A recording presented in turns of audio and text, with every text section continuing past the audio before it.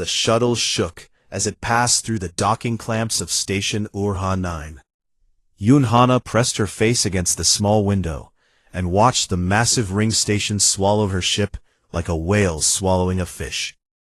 The station was built around a gas giant so large that its swirling orange clouds filled half the sky. Somewhere inside that ring, the Galactic Union Military Academy waited for her. She was the first human. By the standards of every other species at this academy, she was practically a child. A holographic sign floated in front of her, written in Union Common Script. It directed new cadets to the registration hall. Hana followed it, walking through corridors filled with aliens she had only seen in briefing files before today. The Druven were the first ones she noticed. They were impossible to miss. Each one stood close to 3 meters tall, with gray skin as thick as leather, 4 muscular arms, and wide, flat faces that looked like they were carved from stone. They came from a world with gravity nearly twice that of Earth, and their bodies showed it. Every one of them looked like they could tear a car apart with their bare hands. Then there were the Felkari. They were tall and lean, covered in dark green and brown scales, with long necks and narrow heads that ended in jaws filled with sharp teeth. Their eyes were yellow with vertical slits, and they moved with the quick, twitchy energy of predators, always looking for something to chase.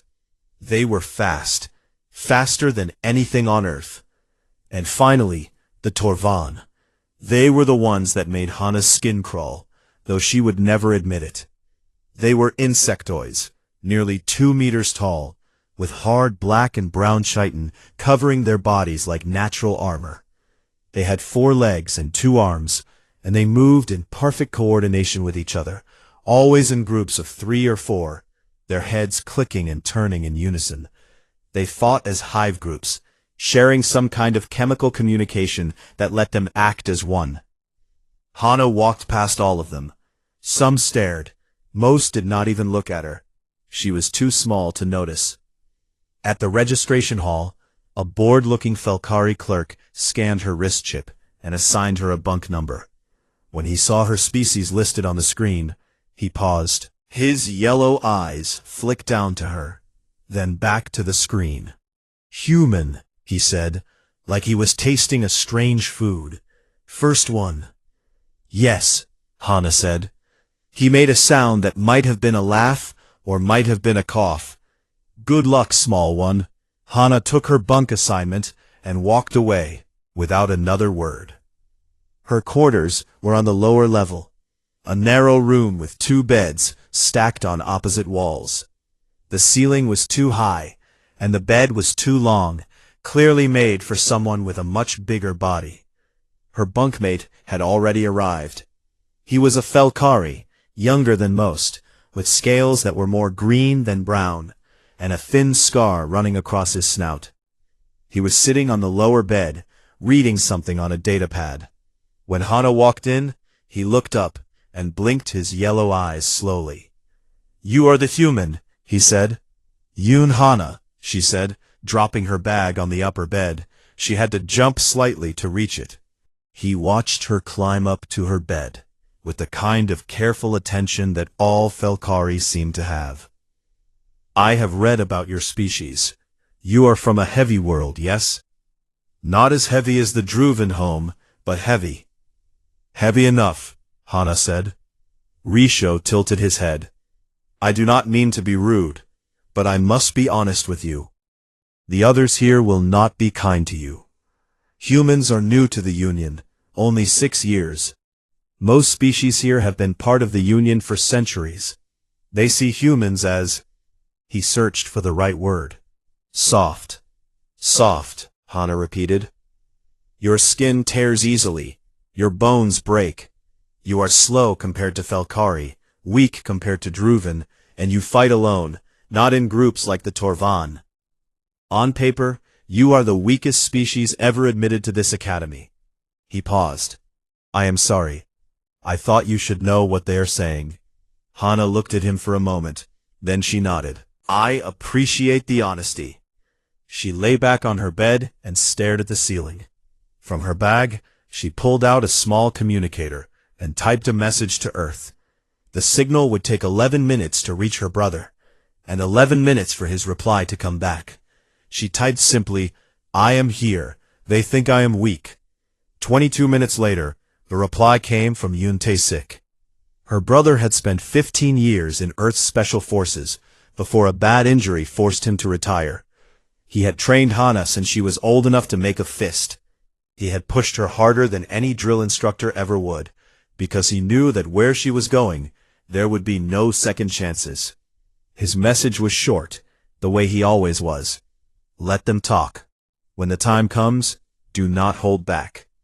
Hana read it twice, then put the communicator away. The next morning, she followed the flow of cadets to the combat training hall. It was an enormous circular room with a high domed ceiling and a floor made of some kind of shock-absorbing material.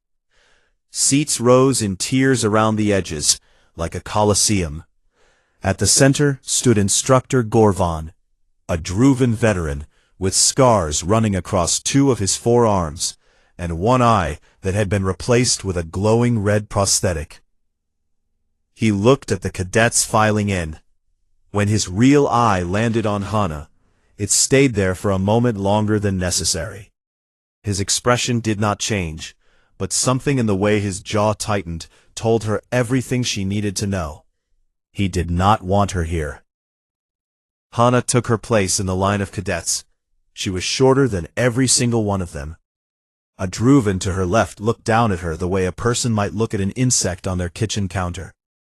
A Felkari behind her whispered the word "pray" to his friend, and they both made that coughing laugh sound.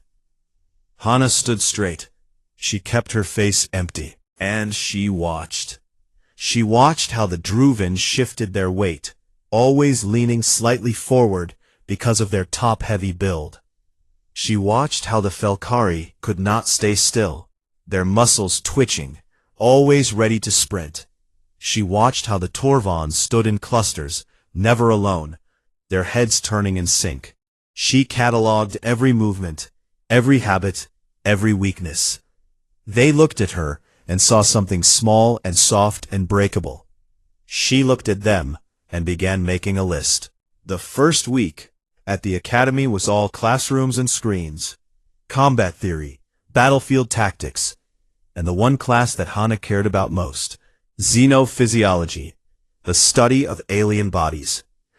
While other cadets dozed through the lectures or whispered jokes to each other, Hana sat in the front row and wrote down everything. She learned where the Druvan had thin spots in their dense muscle tissue. She learned that the Felkari had a cluster of nerves behind their jaw that controlled their balance. She learned that the Torvan's chitin armor had natural gaps at the joints where the plates met, and that a strike to those gaps could lock the joint completely. She memorized all of it, every weak point, every soft spot, every flaw that evolution had hidden under layers of muscle and armor and scale. When the written exam results were posted at the end of the week, Hana's name sat near the top of the list. 3rd out of 112 cadets. The hallway outside the results board went quiet when the cadets saw it. A Druvan named Dokkan stared at the board for a long time. He was the largest cadet in their intake year, nearly 3 meters tall, with forearms thicker than Hana's entire body. He came from one of the oldest military families on the Druvan homeworld. His father was a fleet commander. His grandfather had fought in the border wars. He had expected to be first. He was 4th. Dokkan turned and looked at Hana, who was walking past the board without stopping. She already knew her score. She did not need to check. "Enjoy it," Dokkan said, his deep voice filling the corridor. "Written tests mean nothing. The real tests start tomorrow." Hana kept walking. She did not look at him. The next day, Instructor Gorvan announced practical combat assessments. The cadets would be paired for one-on-one sparring, 2 rounds per match. Gorvan read the pairs from his datapad, and when he reached Hana's name, he paused just long enough for her to notice. "Cadet Yoon," he said. "You will spar with Cadet Vess." A ripple of low sounds passed through the class. This was a Felkari, tall even for his species, with dark brown scales and arms that were longer than Hana's entire reach. He was fast and aggressive, one of the best fighters in the intake year. Matching him against the only human in the class was not random. Everyone knew it. Ves stepped onto the sparring floor and rolled his long neck, his jaw clicking. He looked down at Hana with his yellow-slit eyes and said nothing. He did not need to. His body said everything. This would be quick. Gorvan signaled the start of the first round. Ves moved like water. He closed the distance in 2 strides and swung a long arm at Hana's head. She blocked it, but the force pushed her back 3 steps. He struck again, a low, sweeping kick aimed at her legs. She jumped over it, but barely. He was faster than she had expected. His third strike caught her in the ribs, and she felt something crack. Pain shot through her left side like fire. The crowd made approving sounds. A few Druvan laughed. Hana kept her guard up. Ves lunged again, a straight punch aimed at her chest. She could have dodged it. Instead, she took it on her forearm, letting the impact ring through her bones. She stumbled back. Ves pressed forward, striking twice more. Hana blocked one and took the other on her shoulder. She went down on one knee. Gorvan called the round. Ves turned away, shaking his head, like he was disappointed the fight had not been more interesting. In the seats above, cadets whispered and laughed. The Druvan called her glass bones. The Torvan clicked their jaws in what passed for amusement among their kind. Even Risho, sitting in the upper rows, looked worried. But Hana was not hurt. She was thinking. In those 45 seconds, she had mapped everything. Ves always led with his right arm. His lunges were long but committed.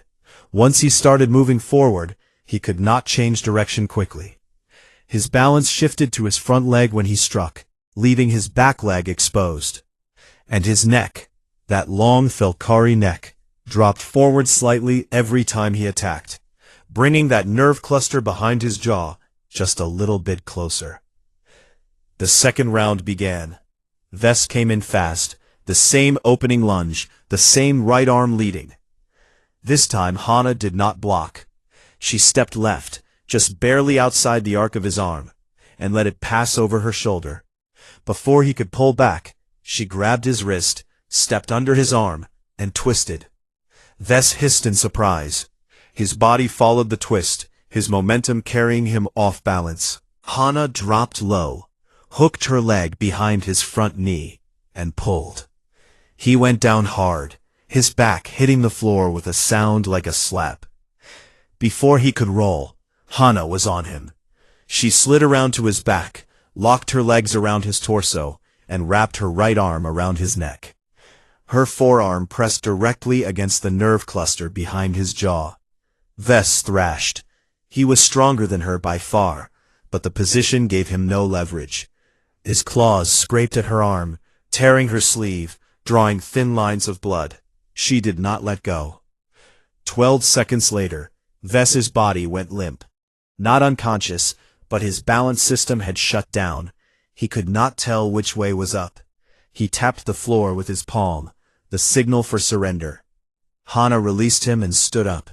Blood ran down her arm from the claw marks. Her ribs ached from the first round. She did not show any of it on her face. The training hall was silent. 111 cadets stared at her. Gorvan stared at her. For 3 full seconds nobody moved or spoke. Then Gorvan looked down at his datapad. Acceptable technique, likely a result of the Felkari's overconfidence. He moved on to the next pair without another word. But Hana saw his hand tighten around the datapad. She saw the way his red prosthetic eye stayed fixed on her for a moment longer than it should have.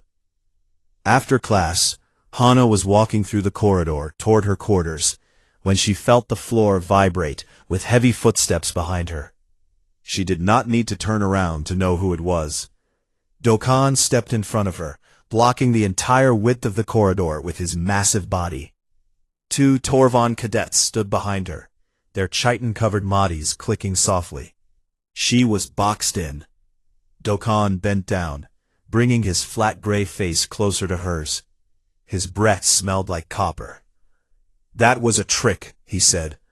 "You surprised the Felkari because he did not take you seriously. That will not happen again. Humans do not belong here. You are soft, you are slow, you are small. And when the real fighting begins, everyone will see what you truly are." Hana looked up at him. The top of her head barely reached his chest. His forearms could have wrapped around her twice. One of the Torvan behind her made a low clicking sound, like a warning. She said nothing. She stepped to the side, walked around Dokkan's massive frame, and continued down the corridor without looking back. That night, Risho was sitting on his bed when she came in. He saw the claw marks on her arm, the careful way she held her left side where her ribs were bruised. "Why did you not say anything to Dokkan?" he asked. "You could have reported him." Hana climbed up to her bed and lay down slowly. "Words do not change minds here," she said. "Results do." Risho was quiet for a moment. Then he said, "There is a notice on the training board. Next week, Gorvan is running a free-form combat evaluation. Open challenge format." Hana stared at the ceiling. Her ribs throbbed. Her arms stung. Somewhere in the back of her mind, a clock had started ticking.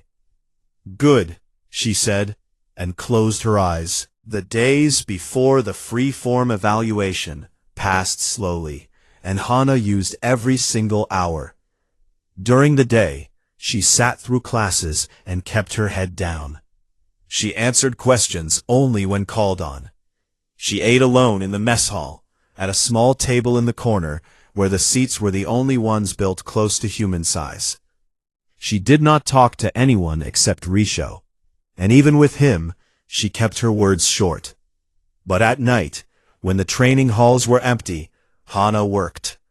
The off-hours gym was a bare room on the lower level of the academy, used mostly by cadets who wanted extra practice. At that time of night, it was always deserted. Hana had it to herself from midnight until 4 in the morning, every single night.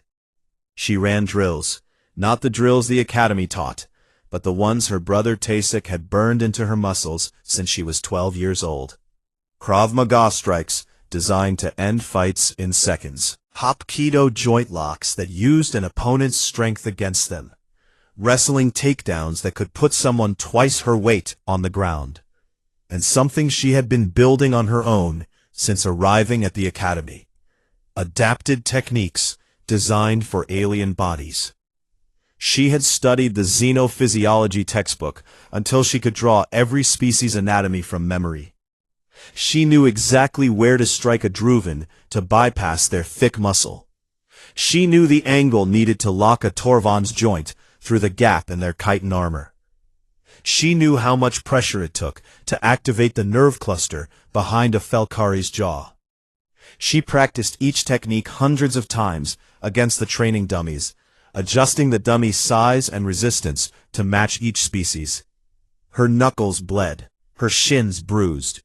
Her cracked rib from the sparring match with Vess still ached every time she twisted, and she twisted 1,000 times a night. On the third night, she also did something else. She went to the Academy's digital library and searched through the old regulations, the ones that most cadets never bothered to read. It took her 2 hours, but she found what she was looking for. Article 7, Section 14 of the Academy Combat Code.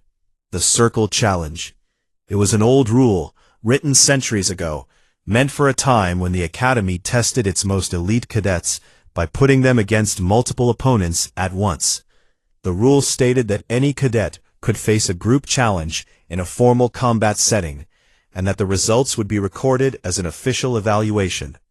It also stated that the challenged cadet had the right to accept or refuse, and that if they accepted, the fight would continue until one side surrendered or was unable to continue. The rule had not been used in over 40 years, but it had never been removed. Hana saved a page and went back to training.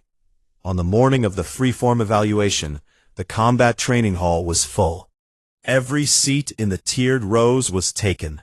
Word had spread that something was going to happen today, though nobody seemed to know exactly what. The air felt tight, like the moment before a storm.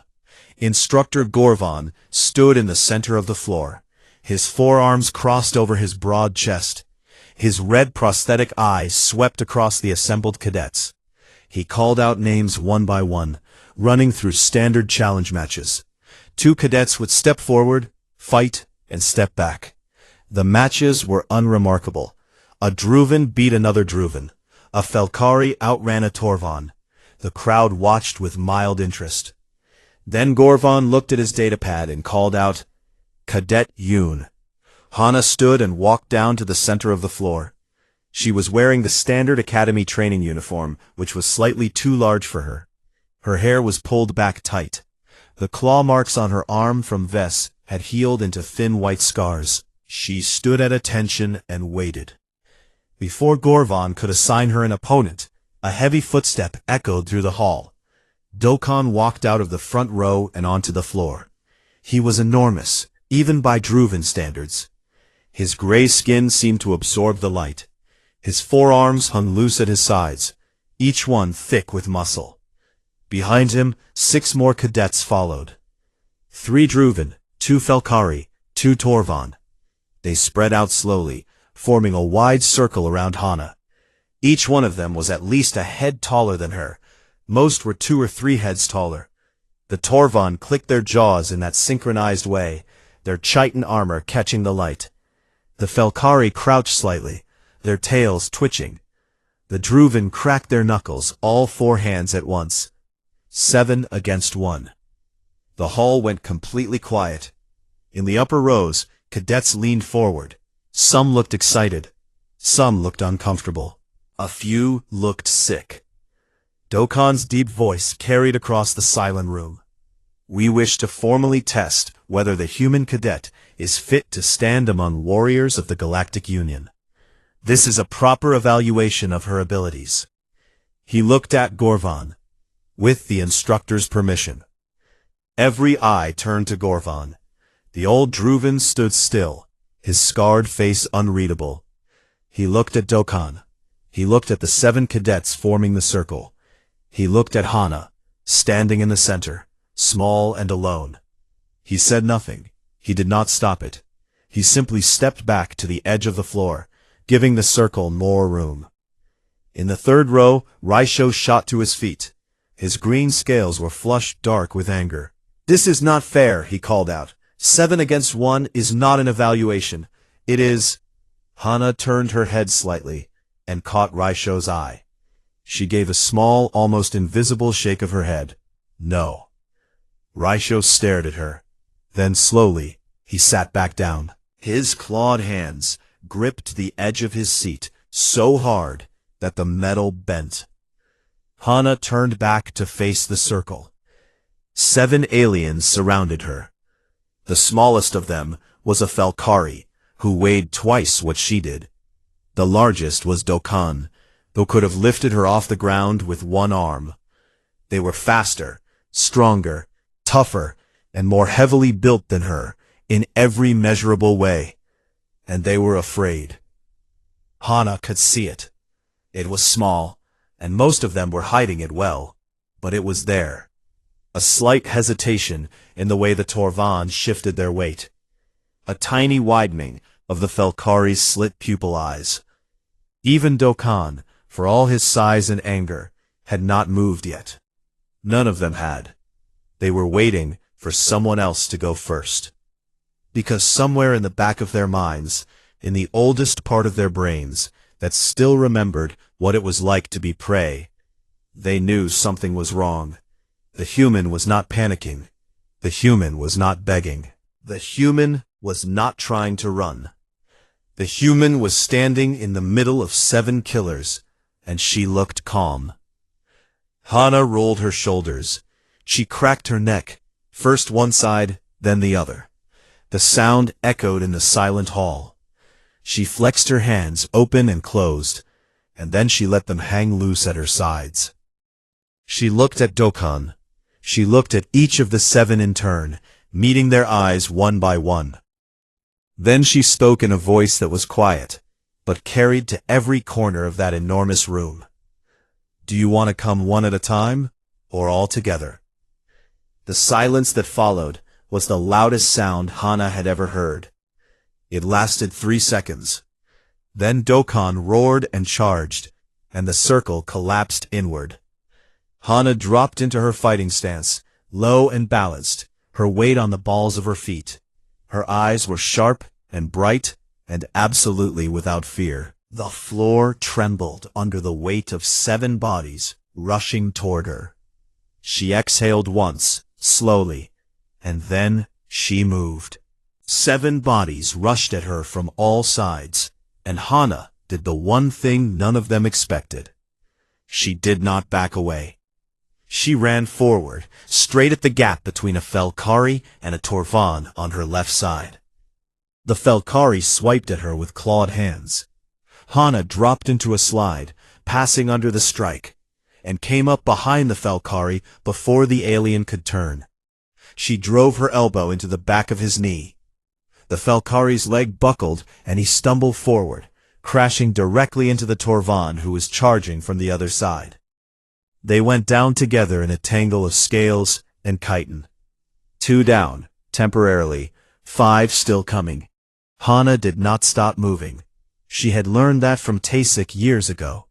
Against bigger opponents, stillness was death. Movement was survival. She kept her body low, her feet quick, and she never stayed in the same spot for more than a second. A Druvan swung all 4 fists at her in a hammering strike aimed at the top of her head. Hana sidestepped, and the fists hit the floor with a crack that shook the ground.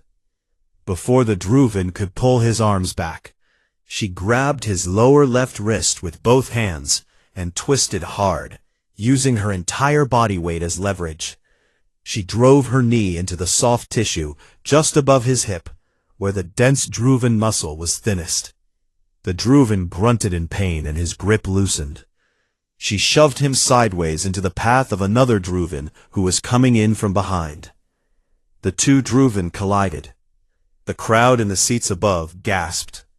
The second Torvan came at her from the right, fast and precise, its 4 legs giving it terrifying stability.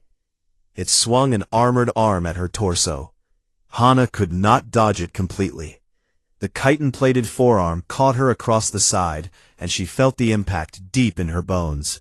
Pain exploded through her already bruised ribs. She stumbled sideways, gasping. But she did not go down. The Torvan swung again, a straight strike aimed at her face. Hana caught the arm with both hands, pivoted her body, and used the Torvan's own forward momentum to guide the arm past her. Then she struck, hard and precise, driving her fist into the joint gap where the Torvan's upper arm met its shoulder. The chitin plates separated for just a moment under the pressure of the blow, and Hana's knuckles found the soft tissue underneath. The Torvan screamed, its arm locked up, frozen in place by the damaged joint. It staggered back, trying to move an arm that would not respond. 3 cadets were down or disabled. 4 remained. The crowd had gone completely silent. Nobody was laughing now. The first Felkari had recovered and came at her again, faster this time, angrier. He slashed at her with his claws, quick short strikes aimed at her arms and face. Hana blocked the first 2, but the third caught her left arm, cutting through the uniform sleeve and into her skin. Blood sprayed across the white floor. Hana did not even look at the wound. She grabbed the Felkari's outstretched arm, pulled him off balance, and drove her elbow straight into the nerve cluster behind his jaw. The strike was perfect. She had practiced it 10,000 times in the empty gym at midnight. The Felkari's eyes went wide, then blank. His legs gave out, and he dropped to the floor like a puppet with cut strings. The second Felkari saw what happened and hesitated. That hesitation lasted half a second. It was enough.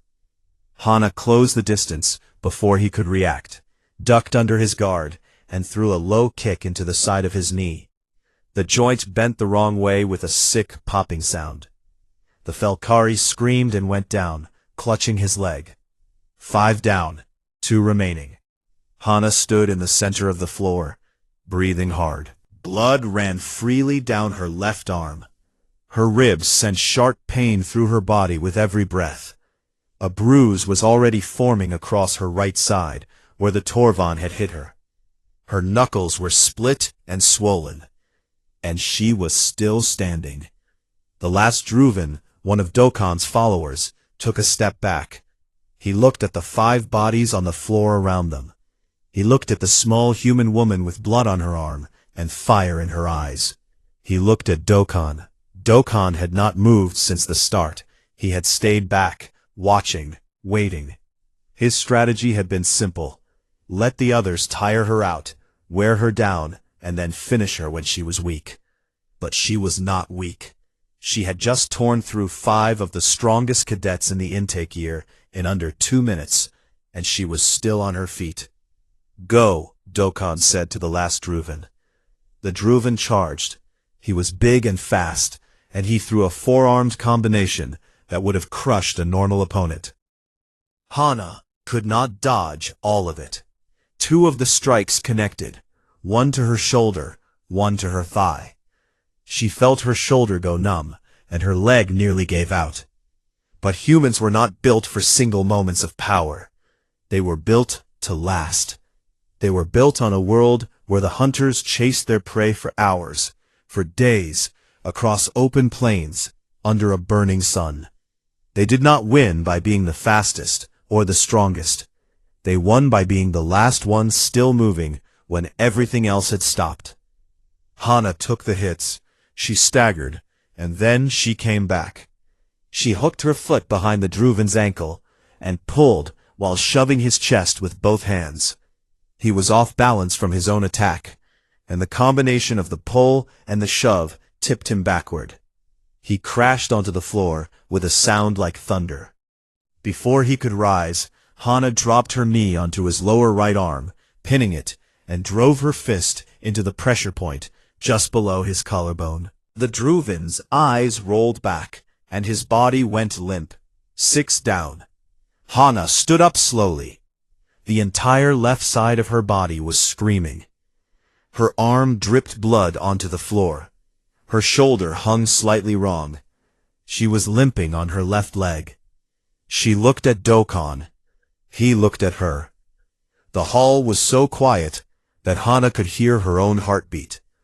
She could hear the blood dripping from her fingers. She could hear the distant hum of the station's engines far below them. Dokkan stepped forward. He was fresh, untouched, 3 meters of dense gray muscle and 4 massive arms. He had watched her fight.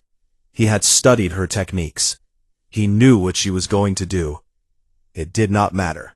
He struck first, a fast straight punch with his upper right arm. Hana twisted away, but caught a glancing blow on her bad shoulder. She bit down on the inside of her cheek to keep from screaming. Dokkan pressed forward, using his size and reach to keep her at distance. He was smarter than the others. He did not overcommit to his strikes. He did not lunge.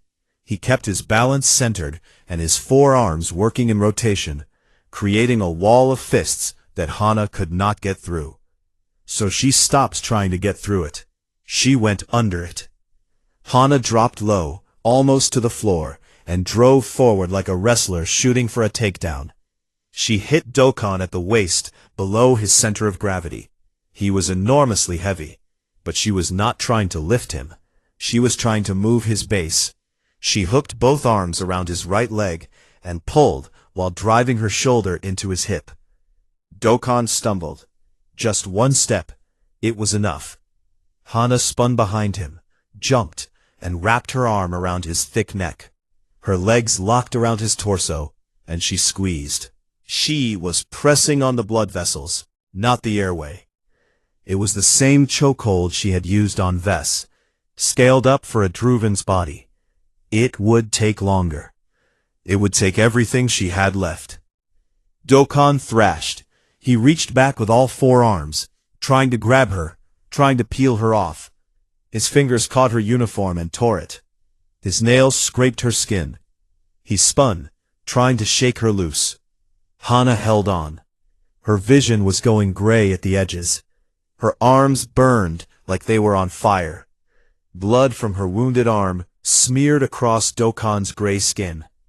10 seconds. 20 seconds. 30 seconds. Dokkan's movements slowed. His arms dropped, one by one. His legs wavered. He fell to his knees. The floor cracked under the impact. And then, with a sound like a dying engine, he tapped the floor with his palm. Hana released him immediately. She slid off his back and stood on legs that were shaking so badly she could barely stay upright. The world tilted and blurred around her. She tasted blood in her mouth. She looked at the 7 bodies on the floor. Then she turned to face the hall full of silent staring alien cadets, and she bowed. Not to Gorvan, not to the crowd, to the 7 who had fought her.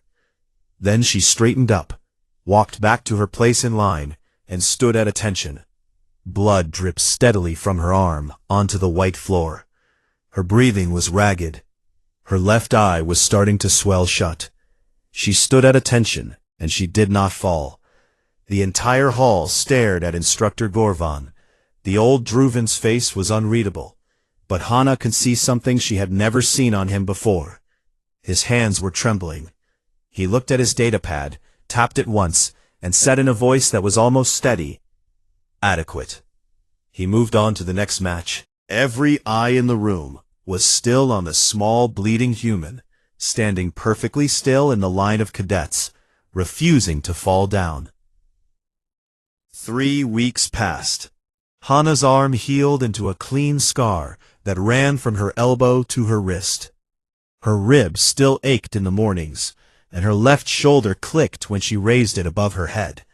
But these were small things. She had fought through worse during Tasik's training back on Earth. What changed was everything else. She had not known about the recording. One of the cadets sitting in the upper rows had used a personal device to capture the entire fight.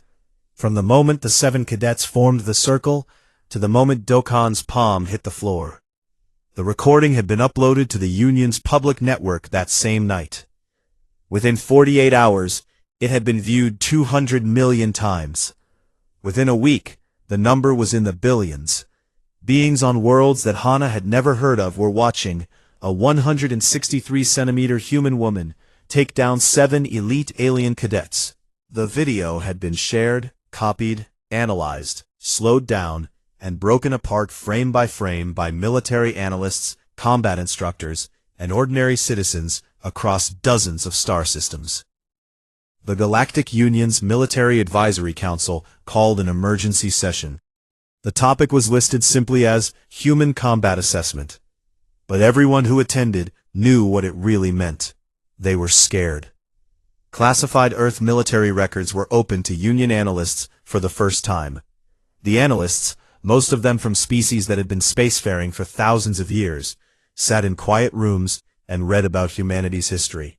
They read about a species that had been at war with itself since before it learned to write. They read about battles fought with sticks and stones that had evolved into battles fought with explosives and fire and invisible radiation. They read about humans who had marched through frozen wastelands, who had survived years in jungles, eating insects, who had pulled themselves through burning deserts on broken legs rather than lie down and die. They read about something called endurance hunting, where ancient humans would chase an animal across an open plain for hours, not faster than the animal, not stronger, but more patient. The animal would sprint ahead and rest. The humans would keep walking. The animal would sprint again. The humans would keep walking. This would continue until the animal's body gave out from exhaustion, and the humans simply walked up to it. The analysts read this and looked at each other. The room was very quiet for a long time. One Druvan general, an old veteran of 3 wars, closed the file and said, We have been thinking of them as a young species. We were wrong. They are an old predator wearing new clothes. Back at the academy, the shifts were smaller, but just as real. Nobody called Hana soft skin anymore. Nobody whispered the word prey when she walked past. Some cadets avoided her entirely, stepping to the side when she came down a corridor, as if she were a dangerous animal that might bite. Others watched her with a new kind of attention, not fear exactly, but respect mixed with something they could not name. Risho was the first to ask. He came to her 3 days after the fight, while she was eating alone in the mess hall. He sat down across from her, which he had never done before in front of other cadets. "Teach me," he said. Hana looked at him. "Teach you what? How you move, how you think during a fight. I am faster than you. I am stronger than you, but you beat Ves in 12 seconds. I could not do that to another Felkari. What you do is different, and I want to learn it." Hana chewed her food slowly and thought about it. Then she nodded. Tomorrow night, the lower gym, midnight. Ves came next. The Felkari she had defeated in the first sparring match appeared at the gym the following night, standing in the doorway with his arms folded. He had a new scar on his snout from a training accident, and he looked at Hana with an expression that was hard to read. "I have never been beaten that quickly," he said. "Not once in my life. I want to know how." "Come in," Hana said. "We start with falls." Within a week, her midnight training sessions had 5 regular students, then 8, then 12. She taught them the basics of what humans called martial arts. Not specific techniques, but the principles underneath. How to read an opponent's weight distribution, how to use momentum instead of fighting against it, how to turn a bigger body into a disadvantage, how to keep fighting when your body told you to stop. The aliens struggled with that last one most of all. For most species, when the body said stop, you stopped. Pain was a signal to retreat. Exhaustion was a signal to rest. The idea that you could push past both, that you could force your body to keep going through sheer will, was something that did not come naturally to any of them. "How?" Risho asked one night, after he had collapsed from a drill that Hana was still running. "How do you keep going?" Hana stopped and looked at him. She was sweating and her breath was short, but she was still on her feet. "On Earth," she said, "everything was trying to kill us. The weather, the animals, the diseases, other humans. We did not survive because we were the strongest thing on our planet. We survived because we refused to stop. That is what humans are. We are the species that does not stop." Then, Ves stood up from the floor and got back into position. 2 weeks before the midterm ranking ceremony, Dokkan came to find her. He was alone, which was unusual. Druven rarely went anywhere without at least one companion.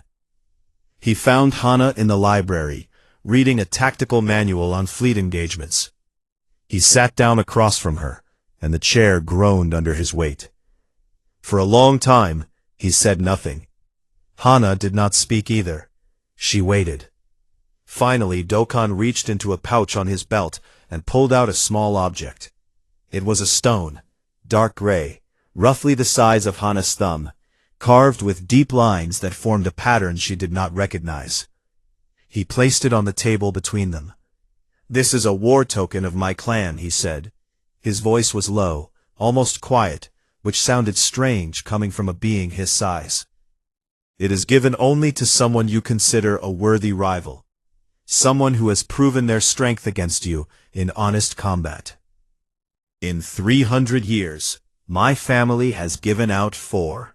You are the 5th. Hana looked at the stone. She picked it up carefully. It was heavier than she expected, warm from being close to his body. "I do not apologize," Dokkan said. "That is not our way. But I acknowledge what you are. I was wrong about humans." Hana held the stone in her palm and nodded once. "Thank you, Dokkan." He stood, and for a moment, something passed between them that needed no words. Then he turned and walked away. A midterm ranking ceremony was held in the Academy's main hall, a vast domed room with floating light panels and tiered seating for the entire cadet body.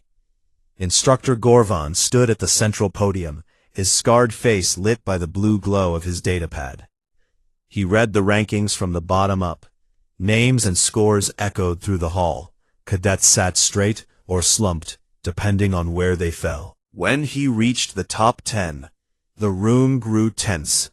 Hana's name came at number 4. A murmur rippled through the cadets. 4th out of 112. The highest-ranked first-year human in the history of a school that had existed for centuries. Gorvan paused after reading her name. He looked out at the hall, then down at his datapad, and then he did something he had never done before. He added a personal note. Cadet Yoon displayed not only tactical brilliance in combat, but a quality that my people have no word for. The humans call it fighting spirit. I have served in 4 campaigns. I have fought enemies across 11 star systems. I did not understand what that phrase meant until I watched a human woman, half the size of her opponents, refuse to fall down. He paused. I now understand why they survived their world. The hall was silent. Then, starting from somewhere in the back rows, a sound began. It was the Druvan way of showing deep respect, a low rumbling hum that vibrated in the chest. It spread. The Falkari joined with a clicking of their jaws. The Torvan added a sharp rhythmic tapping of their chitin limbs against the floor. It filled the room like thunder. Hana stood at attention. She did not smile. She did not move. The scar on her arm caught the light. Later that night, alone in her quarters, she sat on her bed and held Dokkan's war token in one hand and her communicator in the other. The message to Tasik was short. They know now. The reply came 22 minutes later. She could almost hear her brother's voice in the words, quiet and steady as always. Good. Now show them what else we can do. Hana put the communicator down and looked out the small window of her quarters. The gas giant filled the sky, its orange clouds swirling in endless storms. And beside the station, visible as a dark shape against the planet's glow, a ship was approaching. It was smaller than the alien vessels docked along the ring, and its hull was scarred and dented from battles that had left their marks like old tattoos. The UREV Docto, the first human warship ever assigned to the Galactic Union fleet. Hana watched it dock. She pressed her palm against the window and felt the cold glass against her skin. Somewhere inside that ship were soldiers like her brother, men and women from Earth who had spent their whole lives fighting and surviving and refusing to stop. The galaxy was about to learn something new about the small, soft, short-lived species from the little blue world.